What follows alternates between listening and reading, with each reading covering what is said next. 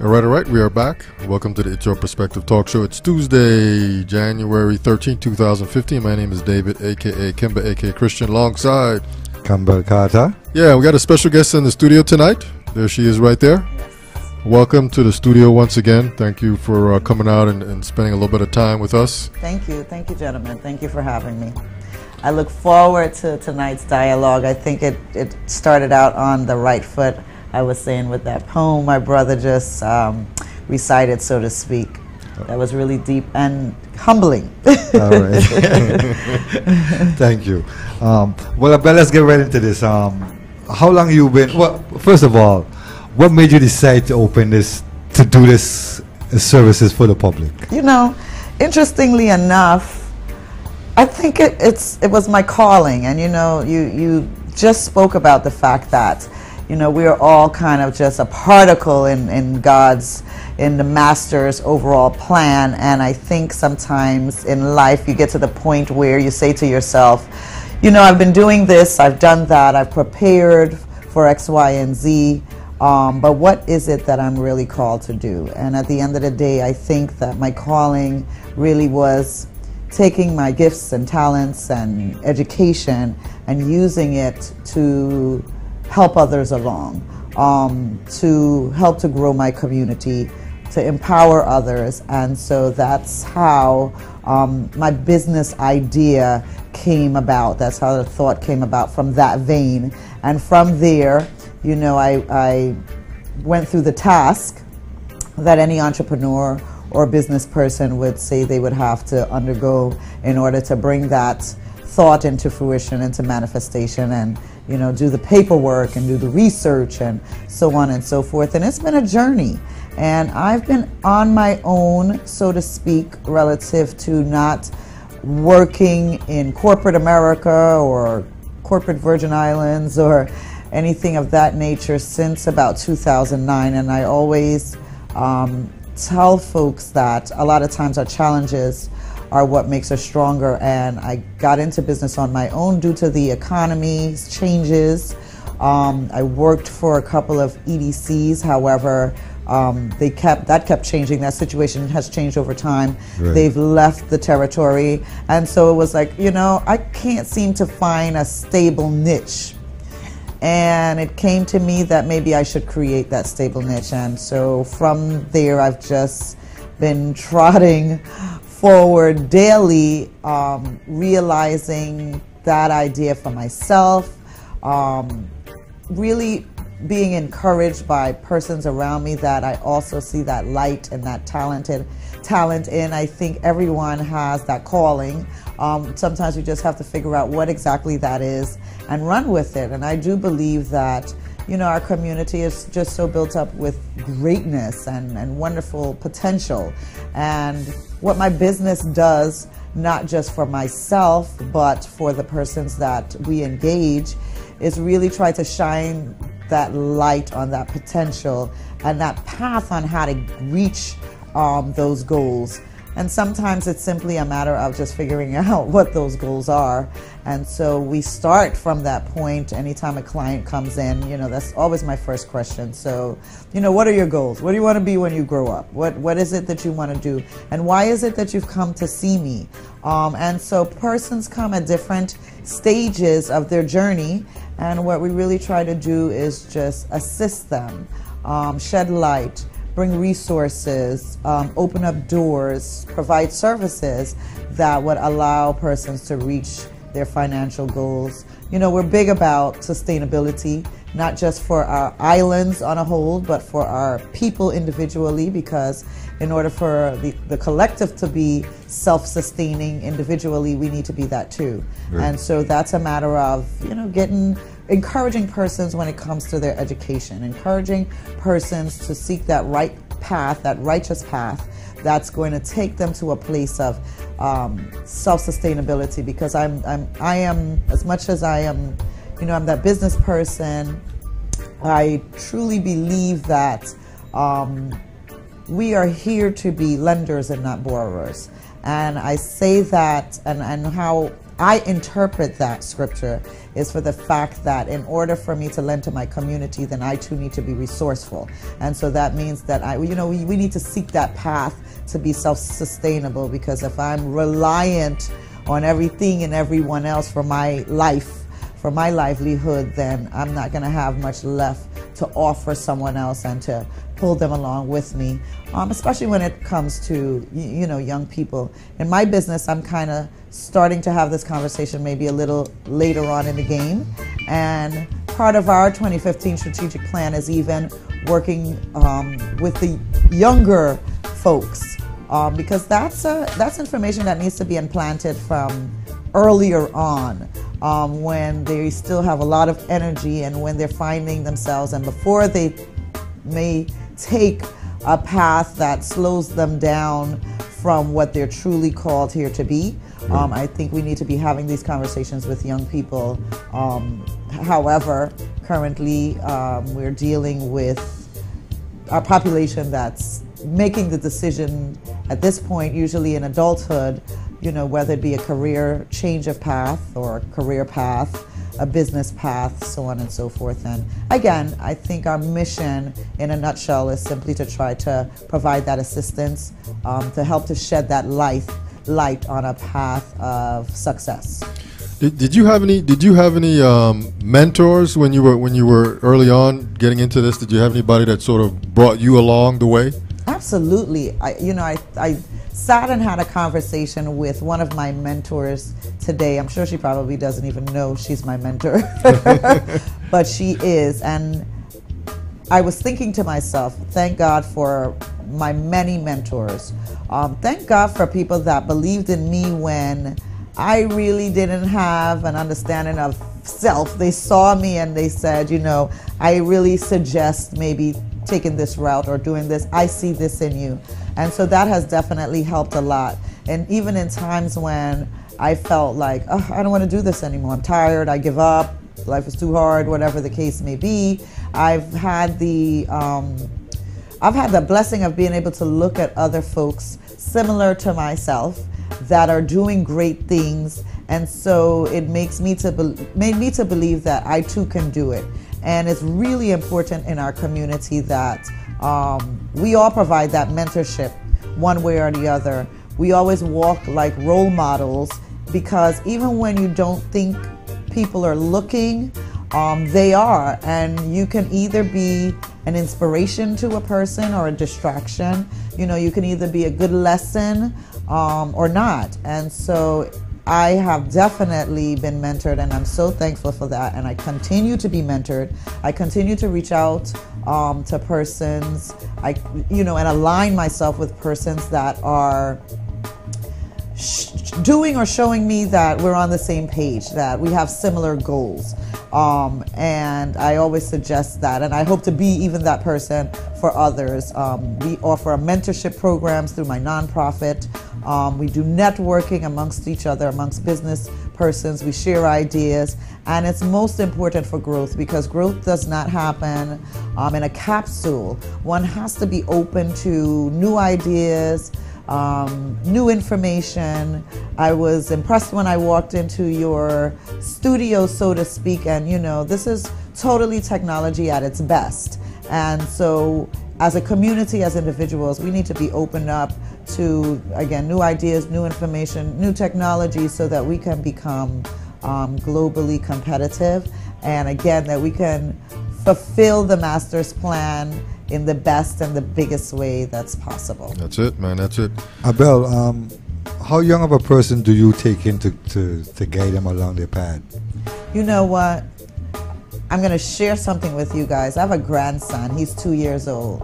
I'm starting on him already. Okay. Okay. We're having those conversations already. Okay. Young people are so, I spend time with my family over the holidays, and what a little sponge, and I think he's the smartest thing ever. Right. I think these kids get smarter with each generation. That's right. And so it's never too young to start having those conversations with your children, with your grandchildren, with whomever, about what their future can look like.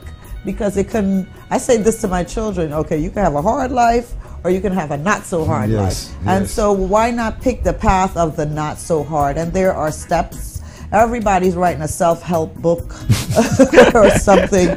We're no longer living in a world where information is not out there. It's too much information out there at times. So, and if one is to give information, one is to impart knowledge on another, I think we should be saying the right things and doing the right things from the very beginning of a person's existence. Right. So I work with, and obviously in different capacities with all age groups. I've been asked to mentor or come in and give talks, as they say. I've done this with the Deltas and their Delta Gems. I've done this with UVI. I actually did one of their orientation.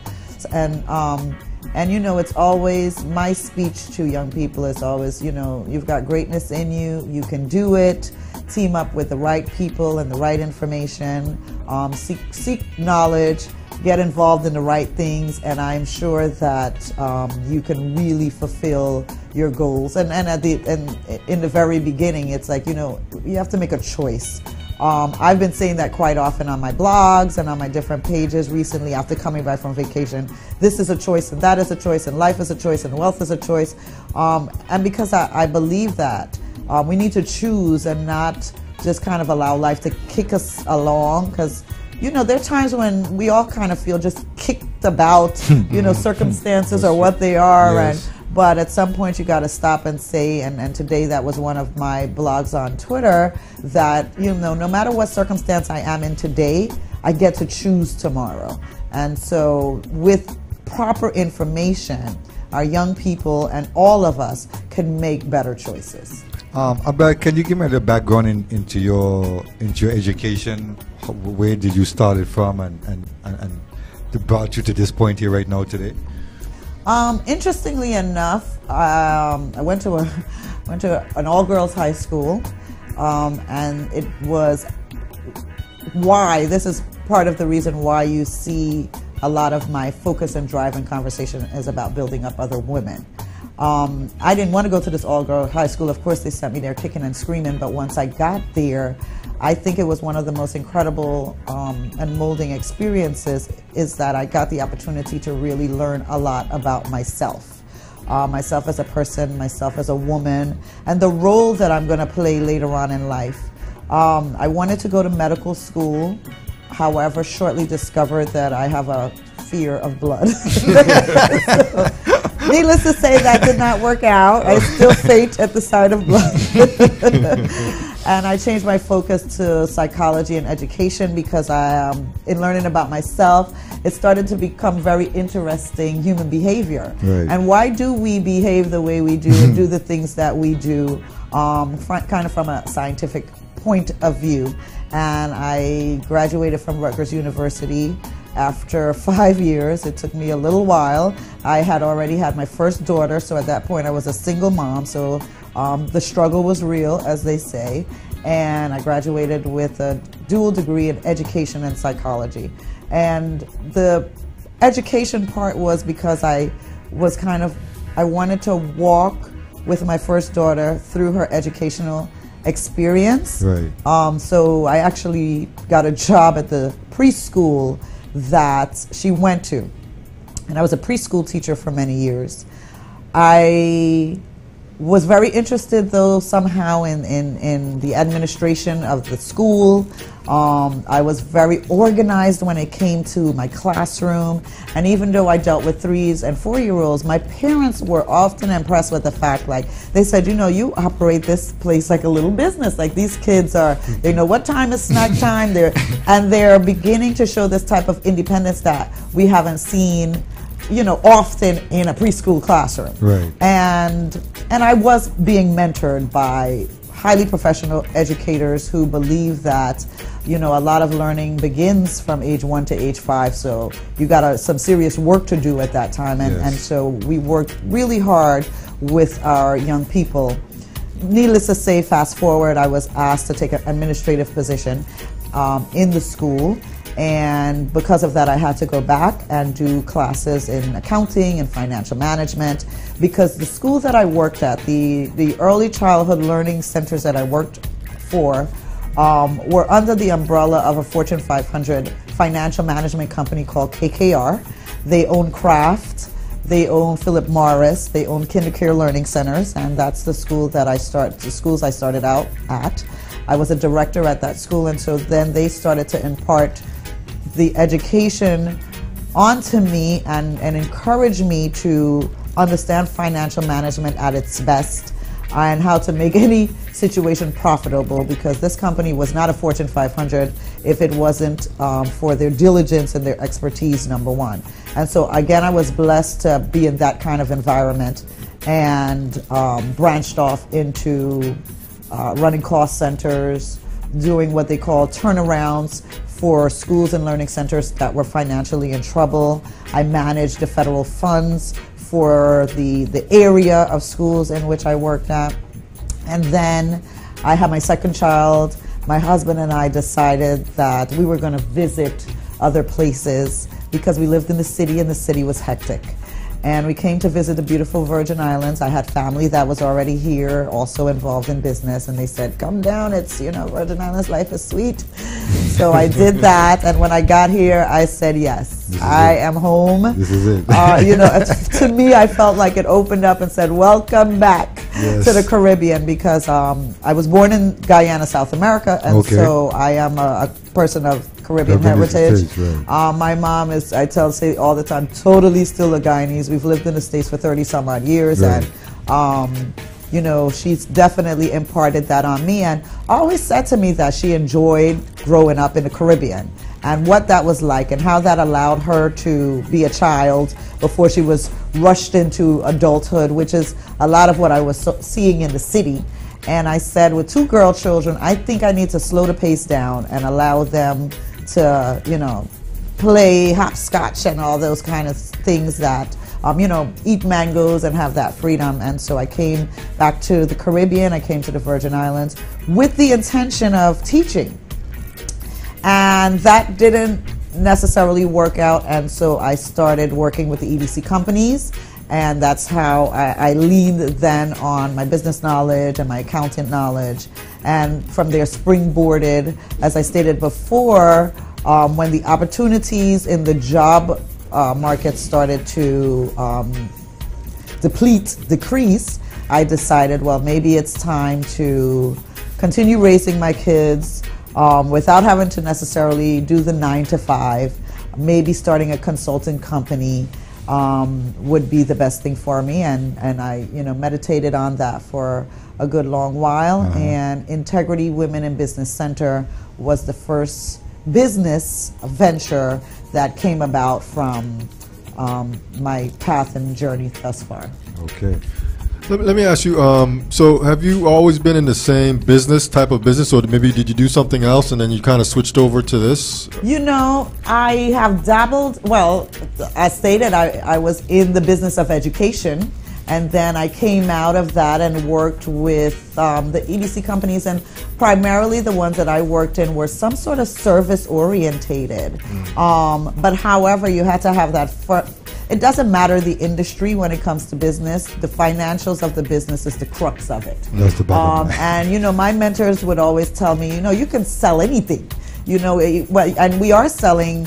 There's so many types of businesses, so many styles of businesses. Someone is selling something that they feel is needed, or that they feel that they're really great at, and that's from a widget to whatever the case may be. But whatever industry, having that strong financial management background was what I think allowed me to move from this type industry to that industry, but still kind of staying within where my talents and gifts are. And I guess that's the financial management, being able to look at that P&L and come up with solutions, really having the ability to squeeze that profitability out of a business, even in the hardest times. Being able to forecast, being able to look at an industry or look at an economy and come up with a solution as to what would make good business sense in said environment. And so those being the skills that I acquired, I was able to put those to work, and still I'm able to put those to work in any industry. And so that being said, our clientele is extremely diversified. I've got persons working in food industry. Everyone who knows me knows I have this great love for food and agriculture, and again, you know, and I think the basis of that is self-sustainability. I work with contractors, you know, construction businesses, you know, so you name it, we work in different industries, but at the end of the day, you know, all have to be financially sound in order to be financially successful. And I think, and I would hope that persons, and that should be, on the one hand, you want to go into business because that's your calling, but on the other hand, you want to do good business, and you want to run a successful and a profitable business. No one wants to be trapped in a situation where their business is not profitable. We've all been there, I'm sure, at one point or the other, and it does ebb and flow. But at the end of the day, you need to be profitable, you need to be successful, because if not, it just becomes an unbearable task, and then you have to ask yourself, you know, is this the right business decision? And these are all the types of conversations that I have with my clientele, that I have with persons coming in, about what we do, about why we do it, about the need to have sound businesses. Even when I look at the environment in the Virgin Islands, in St. Croix particularly, we struggle. And a lot of businesses, small businesses, do not reach out to financial management consultants or business consultants because they see me coming and immediately they say, oh, that costs too much. I can't afford to do that. I could barely afford to keep my doors open. But I challenge them, and I challenge small business people to, you have to invest in the business to keep it afloat, and that investment needs to be in self. You need to always continue to be on your game and to become more excellent at whatever it is that you're doing. And also you need to invest in strong management. And whether that may be a one-time consultation to just assist a person on getting on that right path, or shedding some light on their situation, or creating a business plan, or creating a strategic plan, or even having someone come in and analyze the financials of this business and help you come up with solutions to the end game of providing those services. That's what IBCVI does. And IBCVI is an acronym for Integrity Business Centers of the Virgin Islands, as we are currently on St. Croix. That's where our business center, the large business center, so to speak, was built. It's 1,500 square feet. You own this building, I don't own the building. My partner, Hubert Lorenzo Frederick, owns that building. Hubert Frederick? Hubert Frederick is my partner. All right. Many years ago, we were doing a radio show together.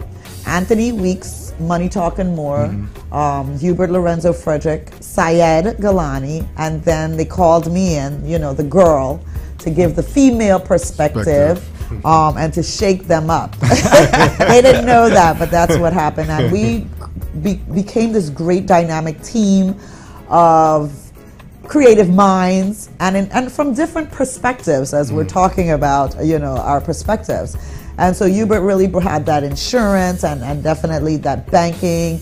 You know, I was dealing with the small businesses, women in business, niche businesses. Anthony was doing media and really hammering home when it comes to capital investments in the territory, so on and so forth. And Syed recently created BizVI, which is a marketing and media company. And so we had this radio show, really successful from my point of view, for about 5 years. And then we all kind of branched off and started putting our money where our mouth was and actually opening up some businesses, because at that time we were not doing that. We were figuring ourselves out. And so I remember, you know, Hubert Frederick is also one of my mentors, and he came to me and he says, you know, I'm buying this property, and I go there and I'm saying, I don't see nothing but bush. What, you know, what are we supposed to do with this? And we journeyed through that vision, And many a times I walk into that building today and I'm still overwhelmed at the fact that I remember when this was a grass patch. Grass patch. You understand what I mean? And Hubert built the laundry first.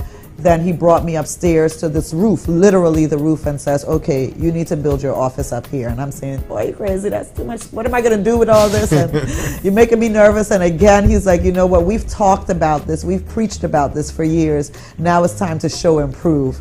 And so I took the challenge and began building out my space. And so we have different spaces, and they're so reflective of our individuality. And so I have the business center on one hand, on one side, that again provides financial management and consulting services. The business center of itself also houses my nonprofit foundation that focuses on women and farmers and veterans in our community, making sure that they have what they need in order to also fulfill their goals financially. I have an internet cafe for persons to come up and seek knowledge, jump on the internet. You can Wi-Fi for free on certain occasions. We offer that. You can use our computers, obviously at a cost. The consultants are there. I'm there. Our bookkeeper is there. I have another consultant that also occupies the space, which is Dr. Anita Roberts, who is one of my mentors. You know, she's major when it comes to community development, bringing federal resources into the territory. It's an absolute pleasure being able to work alongside these folks. And, you know, so collectively, we really, we have a lot going on and a lot to offer. And it's all reasonable. And we always encourage persons to come up to the business center and utilize it for what it's, you know, for what it is, for a resource in order to catapult you into your next, you know, whatever your next step might be. Yeah. Suppose I needed to do some accounting courses or something like that. Do you offer that kind of training? We don't offer courses as of yet. Okay. It's been something that I've considered, and what we are able to do right now are offer some seminars and some workshops. Okay. And those happen periodically, usually quarterly. Biannually, I try to host a whole big summit or conference that's usually a 2-day situation where we bring in people or utilize our experts that are right here on the island, and you know, we just get a lot of information out there. But when it comes to specific courses like Accounting 101 or something like that, of course, we defer to the University of the Virgin Islands, whom we partner with through the Small Business Development Center, and we've worked with so on and so forth, and even bringing forward some of these conferences and workshops. So we try to educate through those forums or our networking activities, or simply just referring the client, the person, to the best option depending on what it is that they're looking for. Okay. Let me ask you a question about what the state of small business here in the Virgin Islands right now. Is it? I know it's probably a little weak, but you know, as I said, we have a new governor and all of that. But I mean, what's the state of small business? If I wanted to like start a small business tomorrow, I mean, is the chances good? Are they fair? You know, what are your thoughts on that? Well, you know what? I'm known to be a total optimist, and I always, you know, if you asked varying economists, business developers to, you know, this same question, I'm sure we would come up with varying answers. Right. However, I'm one that believes from experience that in a climate such as this, when there is not a whole lot of competition, where we have kind of, you know, taken the roller coaster ride to the bottom, there is not much room to go but up. And so with proper preparation, guidance, and resources, I think this is one of the best times to open a small business in the territory of the Virgin Islands. I say that because historically, we have educated our young people to work, so to speak, for someone else, for the government, because this provided at the time great opportunity. So that was the sensible thing to do. Our economy has moved from that model, and we've seen that with the closing of Fovensa. We've seen that with the shrinkage of our government, and those are necessary ills, so to speak, because it's just depicting what's happening globally in the economies, that the way people are making money and the way we're sustaining our families are simply changing. And America, which we are under the American flag, allows for great opportunity for individuals to make money independently of working for someone else. You can and would be rewarded for your own creativity, your own ability, and your own thoughts. And so there are now many resources and programs and initiatives that are out there that would allow persons to take that skill, take that talent, and develop that into something that is their own business. You don't have to necessarily work for someone else. There's nothing wrong with that. There's many times that I consult and I fall under someone else's umbrella, but I think I have also enjoyed being able to make money for myself with my own thoughts and my own ideas. And so I think the environment is open to that in a way that it hasn't been in years.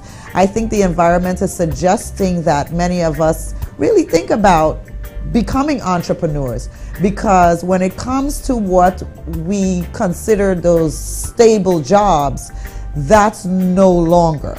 Because even today, those things change. And if you lock yourself into that box, and in a sense you kind of learn to do that one thing and work for that one situation, and don't allow sometimes for your creative juices and abilities to flow, when we have changes that will always happen in an economic environment, you're either going to be prepared for those changes or you're not going to be prepared for those changes. And so at this point, change has to come about for many of us, because I know that we have still a large amount of people, especially when you look at it in reference to what's going on in the mainland, there's still a large amount of people that are unemployed in the territory of the Virgin Islands. And I've looked at the statistics very recently for the unemployment rate. I believe it has about 5%, and that is awesome.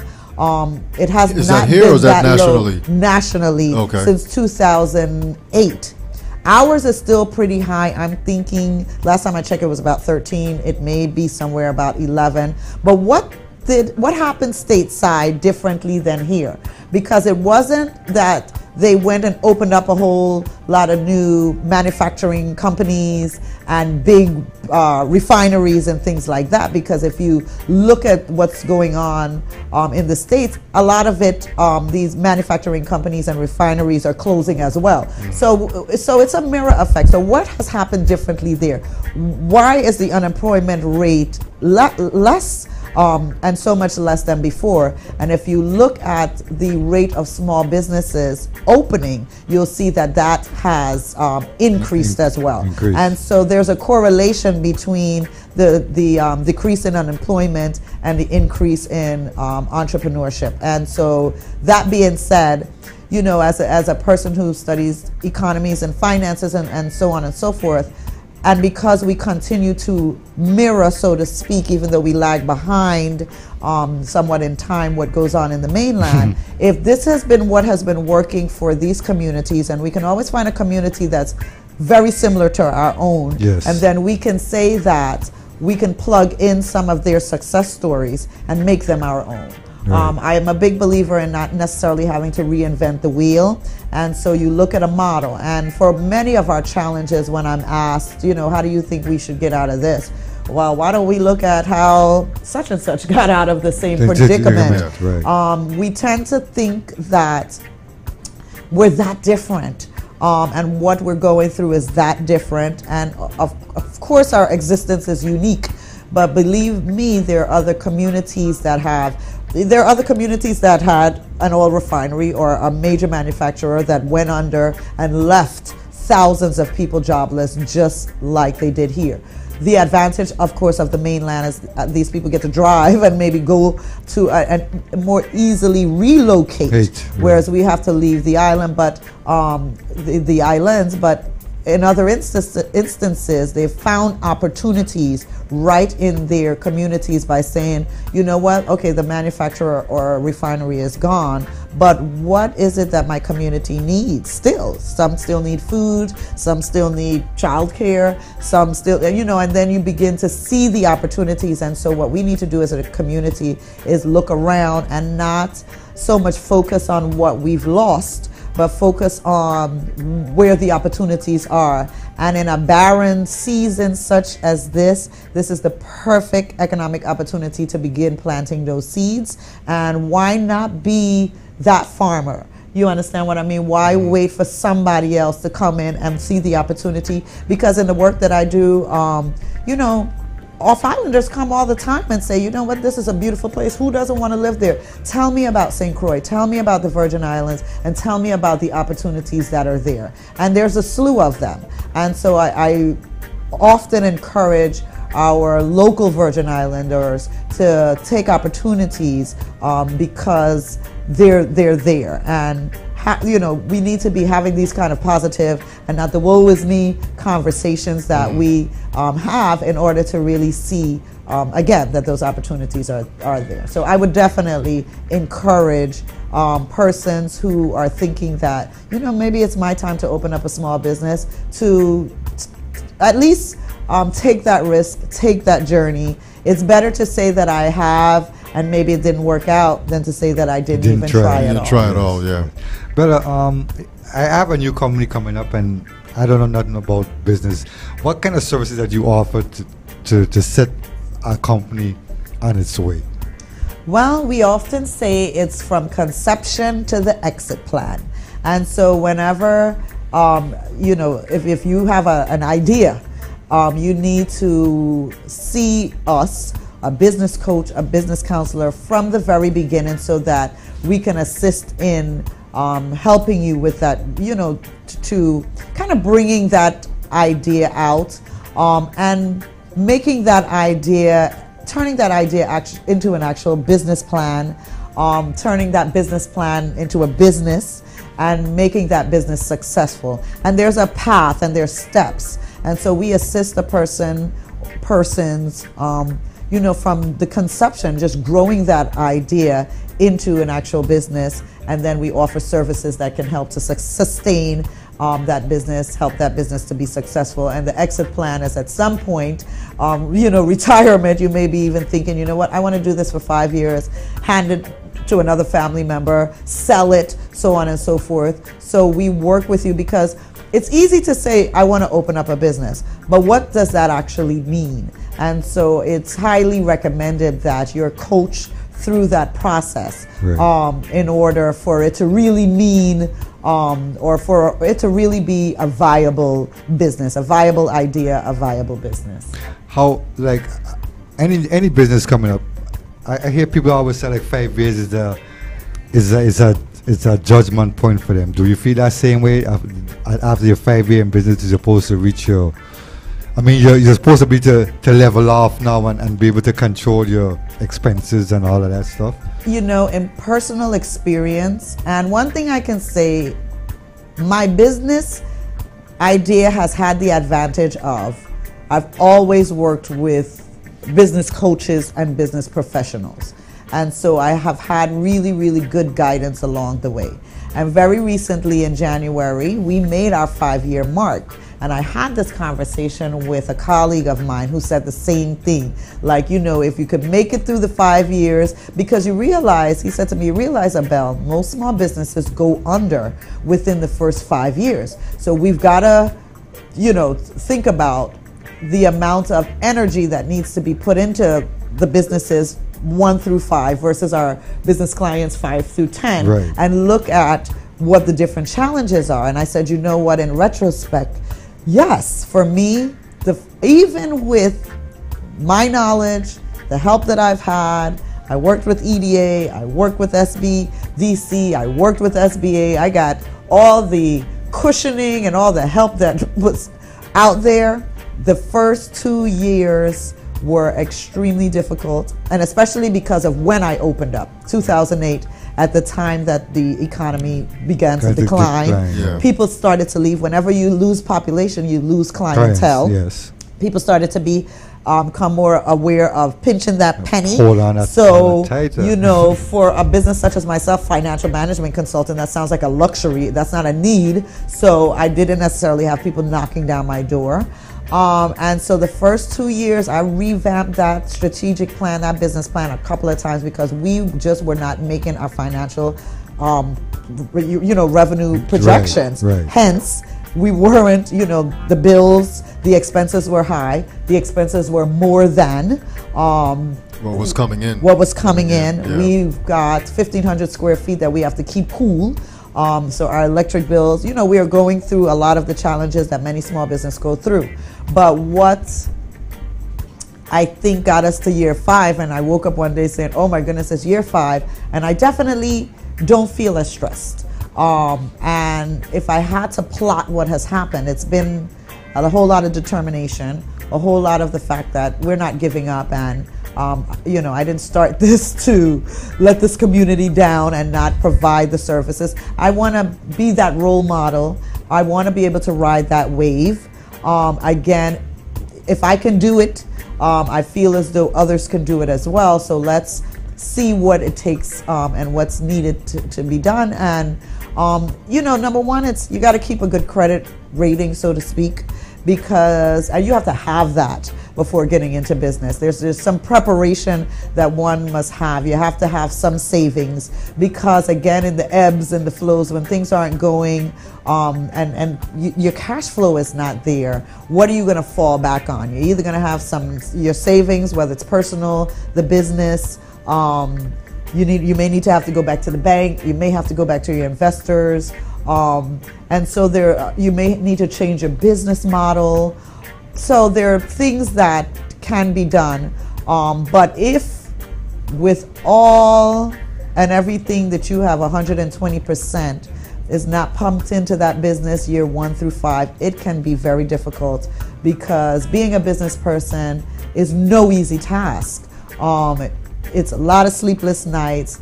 It's actually, at one point I said to myself, I should have just stayed working for somebody else because all I do is work. I thought I was going to have weeks vacations and days on the beach and work half days and take long lunches.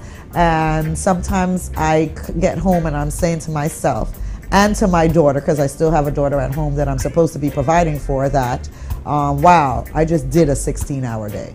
So that's the reality of a small business. But if that's your passion, and in the long run, we're happy about our success because at this point, 5 years later, we've built a reputation.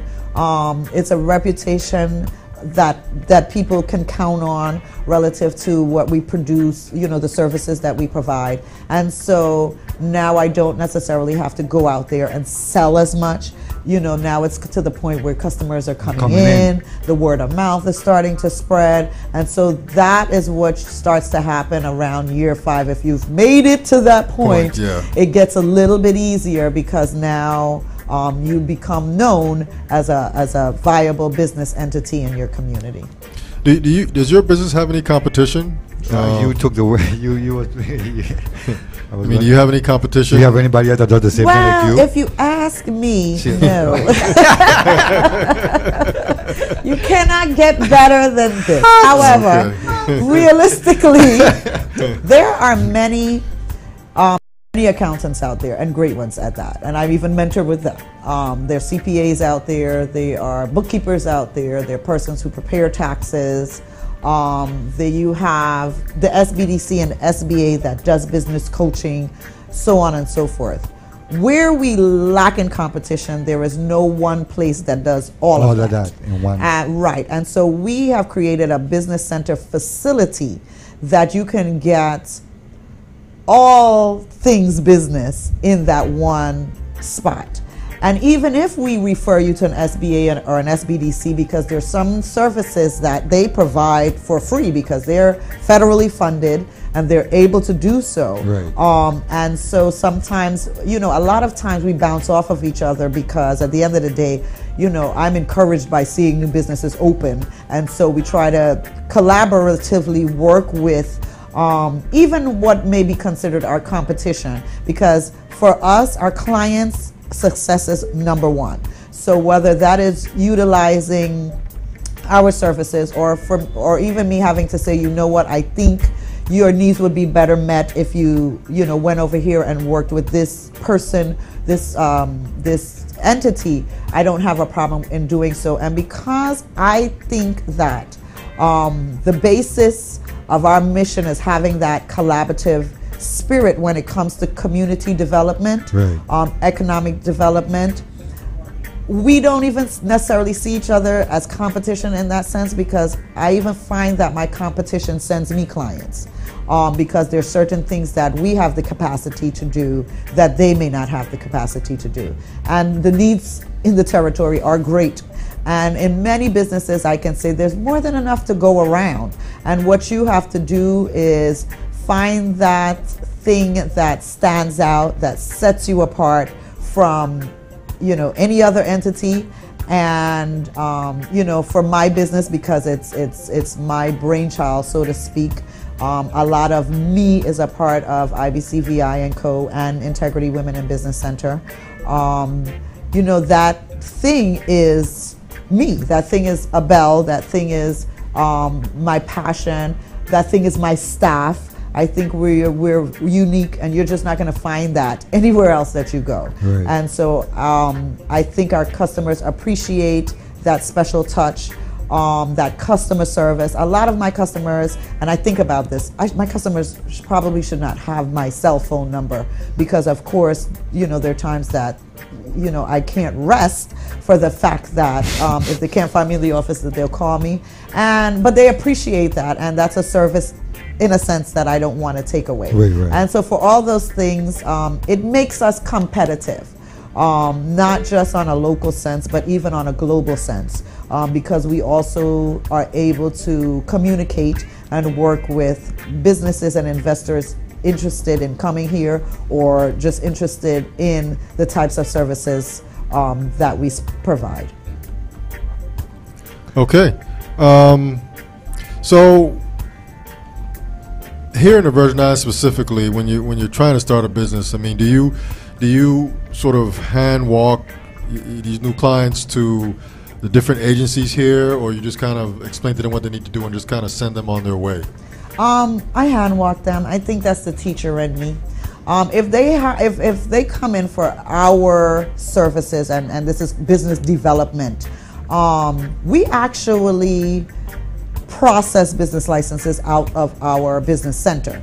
And so my clients don't have to necessarily go from agency to agency in order to get their business license. There are times where they're going to have to pick up their own stuff and so on and so forth, although we provide those services as well. So clients get to tailor their needs, connect them with a budget, and then decide how much they want for us to do and how much they want to do. And that goes from the processing of the business, setting up the entity. Right. We will set up the entity, whether it's a sole proprietorship and getting a DBA certificate, an LLC, a corporation of some type. We can assist from that. So it's kind of like, okay, looking at your goal, what type of entity meets that goal. And then next you'll either may assist in finding the location, doing market studies relative to where this would fit best, assist even in the negotiation of leases, definitely start working, if they do not already have a business plan, helping them to work on that business plan and crunching those numbers. A lot of what I do relative to the business plan is not the narrative. I allow for my clients to develop their own narrative, or I encourage that, because this is your baby, this is your thought, and at the end of the day, it needs to kind of have you be a part of that, because that's the only way it's going to work. However, when it comes to crunching the numbers, that's where I get very involved and kind of micromanage that situation, because I believe in extremely realistic financial projections.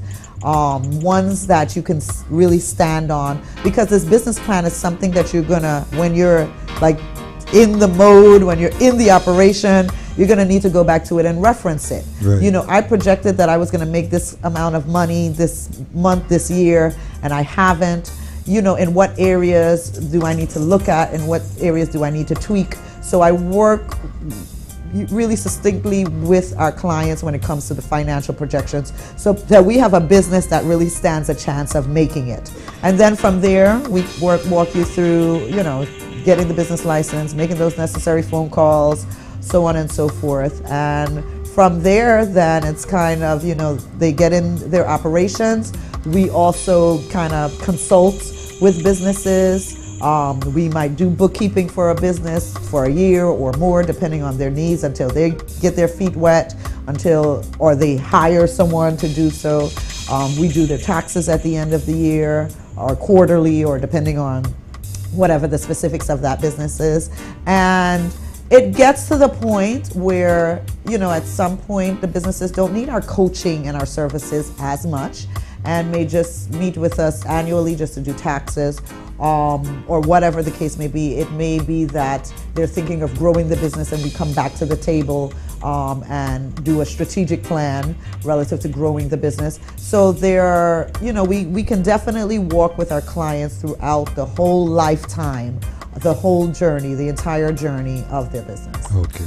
So you don't put no time frame on it, how long you stay with them? No, absolutely not. Look, Look, I've got clients. I've got one of my clients is we're like 10 years strong. Okay. She's one of the persons that calls me like anytime. Okay. But again, she can get that because this is also someone that believed in me and allowed me to help them to fulfill their business goals and needs. And we really have a great relationship at this point, and I enjoy having great relationships with my clients. And you can only have a great relationship with your clients if they're happy. And so I say that to say I've got happy clients, and we've been through a lot, and we've strategized, and we've fought about certain things, and we've agreed and we've disagreed. But at the end of the day, my clients who can say, guess what, I'm still here, that's big. Right. Because there's businesses that don't share in that joy at this point. How has the community has been receptive to you and your organization? You know, that's a good question. Just being here today and you guys giving me the opportunity to dialogue about myself and the business makes me feel wonderful, and makes me feel that yes, my community gets me and embraces me and thinks that I'm valuable, and that's always a good feeling. And as a business person, I think it's realistic to say that that's not every day. Right. There are some days that my community doesn't get me and isn't accepting of some of the words that are coming out of my mouth, and we may not be agreeable. Mm-hmm. But I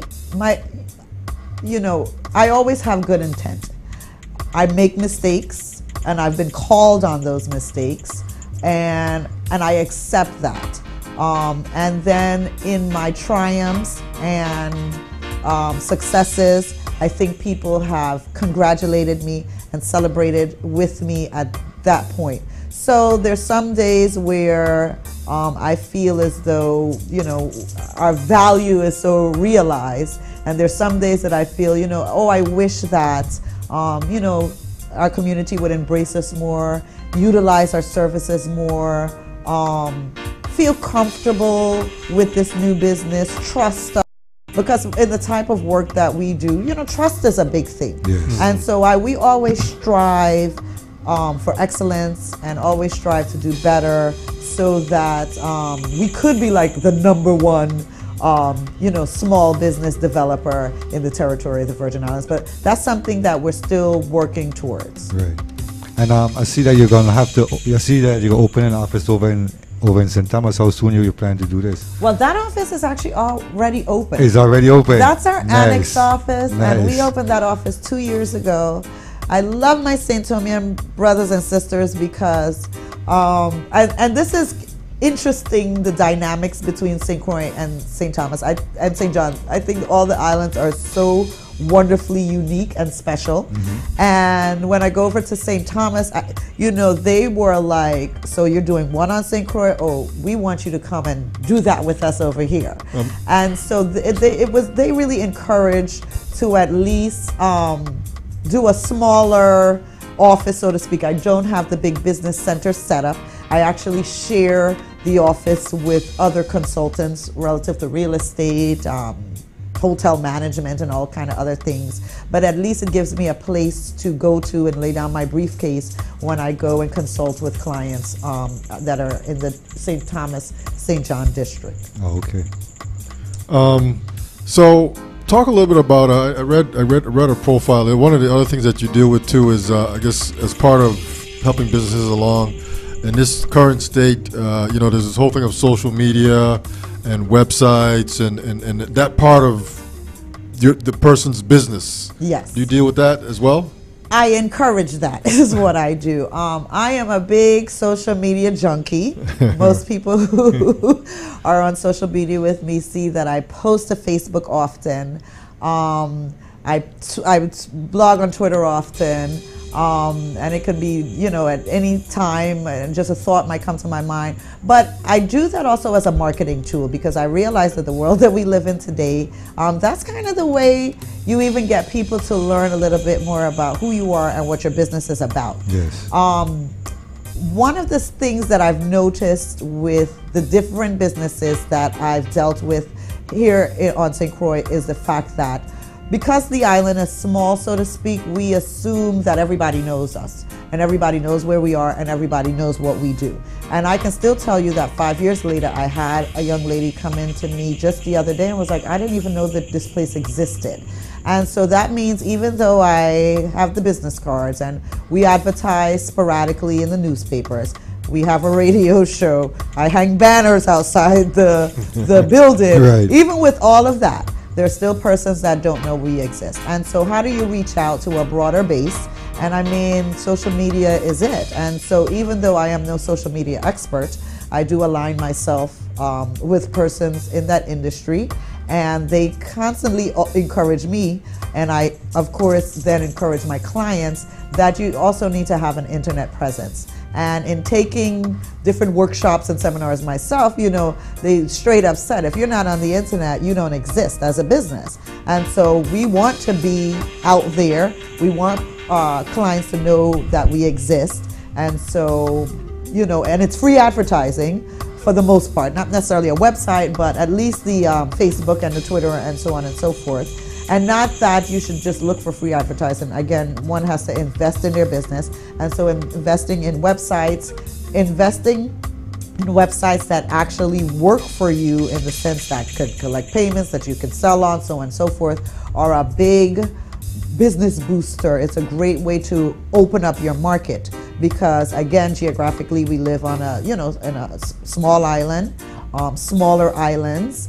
And when you look at our population, especially the fact even that our population has shrunken, one of the things that in our strategic plan, we definitely have to think about, okay, so how are we going to grow our customer base? And so we have to move outside simply the walker buyers, people that are going to see us, to addressing persons that may just be on the internet. And again, this has even opened our business up beyond our shores, and what business couldn't stand a broader market. So I do find that social media, and it's just fun, and I'm a social person, I'm a people person, so I definitely enjoy even the conversations that are had, the ideas being shared, and I learn a lot about other businesses, concepts, and persons by engaging in social media as well. So it helps me to develop as a business person. You kind of need to know what's out there, what's trending, as they say, what are people's interests. It's a great way to survey your markets, so on and so forth. Right. Okay. Well, let me ask you, as we coming to a close here, any events that you want the public to know about that you can say now? Any? Well, I thank you for that. I'm gonna plug our last Wednesday of every month networking event that happens at IBCVI's Business Center location across from Conegata above Laundry Time. And we do this the last Wednesday of every month, unless there's a reason for a change, and if there is a change, we publicize. We won't be doing it in January because I am allowing for everyone to kind of recover from elections and Carnival and Three Kings and everything else, inauguration and swearing in, and I think that's going to take up all of January. And so you think so? I think so. And so come February, we'll do that again. But it's, you know, it started out I think we started that in May. And again, it's just because of our need to share information and to network.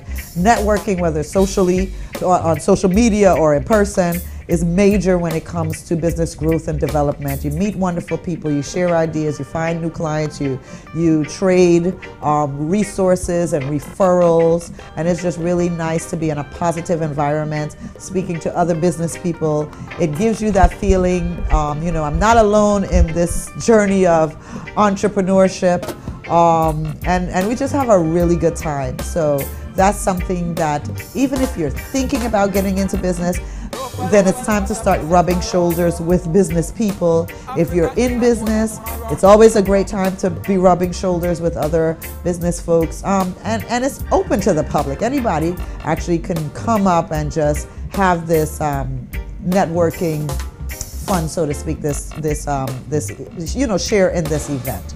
And so that goes year round, and so that's one that's on the agenda that I can speak about right now. I'm also involved in the Wedding Expo that's coming up on January 25th. Integrity Women in Business Center is a membership organization, and so we have members that have their own initiatives, their own businesses that we support. We do sponsorships, we support in all the ways that a women's business center can, you know, be supportive. Right. Our clientele in that area is not just women. We do work with guys as well. Any kind of disadvantaged businesses, farmers. One of our programs and initiatives is working with farmers in helping agricultural industry development in our community. We work with our veterans when they come back, resources and getting themselves into a new career, job, or, you know, business, so to speak. And so that then lends to so many other activities that we get to be a part of that may not necessarily be our own.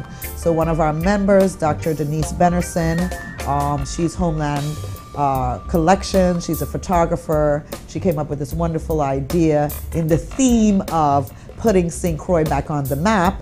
She's hosting Wedding Expo because we'd like to see St. Croix become a wedding destination. Just like many of the other beautiful islands, we have so much to offer.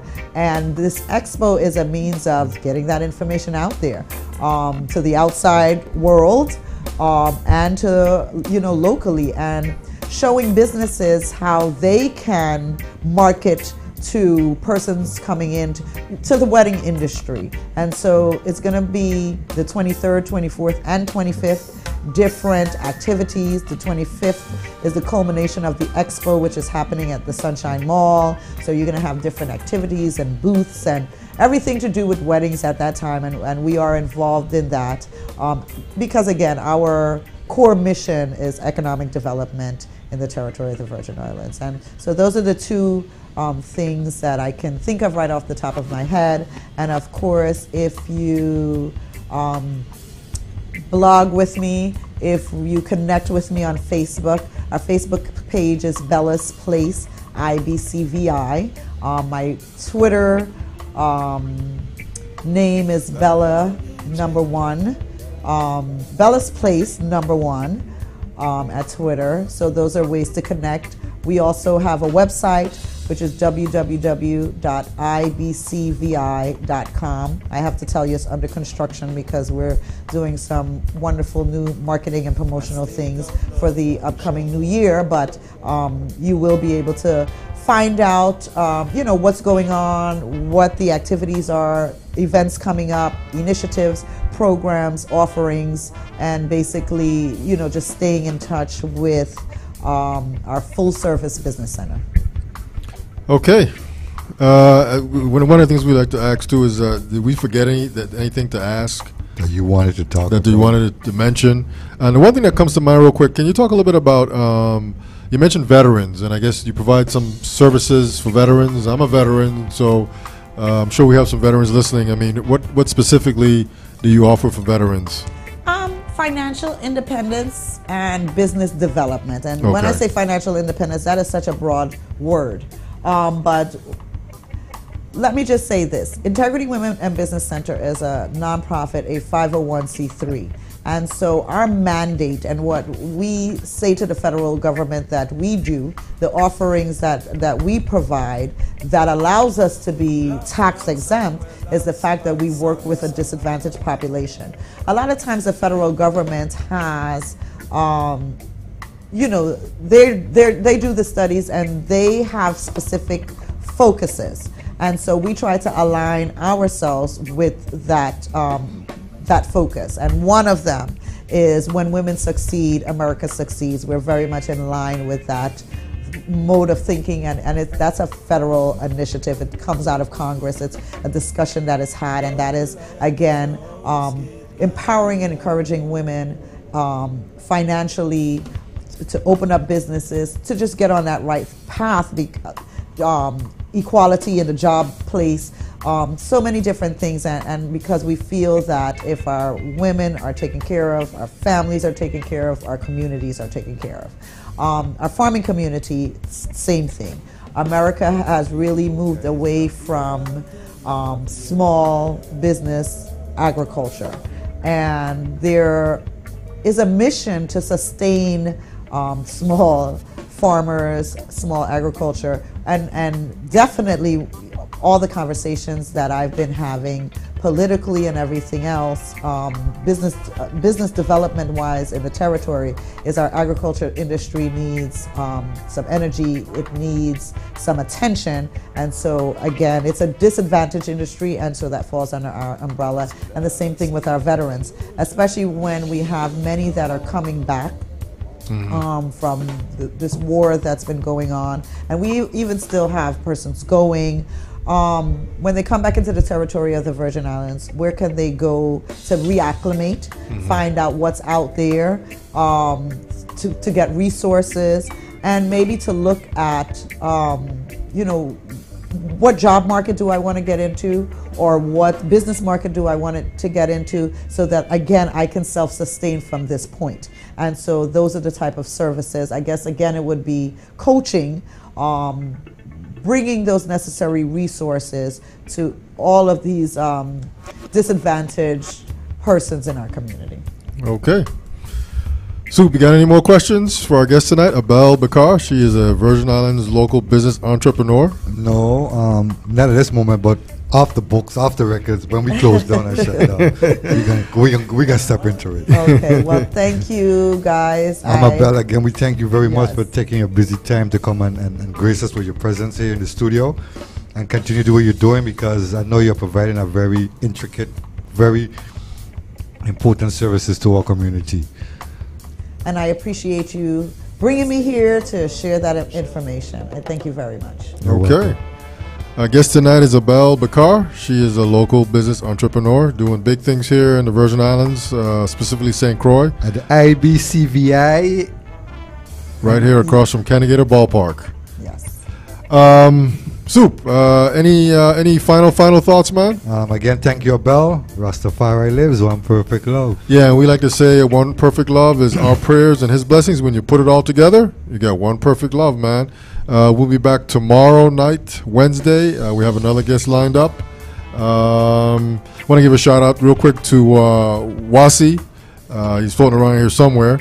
Our guest last week Thursday, Arthur Gary James. We had Cindy Mail. We had a bunch of people. Go to. We have two channels. Real quick here, let me just explain this. We have two channels. One on Facebook. I'm sorry. One on YouTube. We have a YouTube channel and a channel on Ustream.tv. That channel is called It's Your Perspective Talk Show. You go on either one of those sites and you type in It's Your Perspective Talk Show. You will see all our shows. On YouTube, we have, I don't know, maybe close to 100 shows, going all the way back to April. Many guests. We did a lot of the people that ran for office. Just many other people as well that are on there. Once again, real quick, Soup, this is the It's Your Perspective Talk Show, Tuesday, Wednesday, Thursday, 8 p.m. until. Our number is 340-201-9005. Hit us up on Twitter via Perspective. We do have a telephone number, 340-201-9005. On that note, we're out, and we'll see you tomorrow. Peace.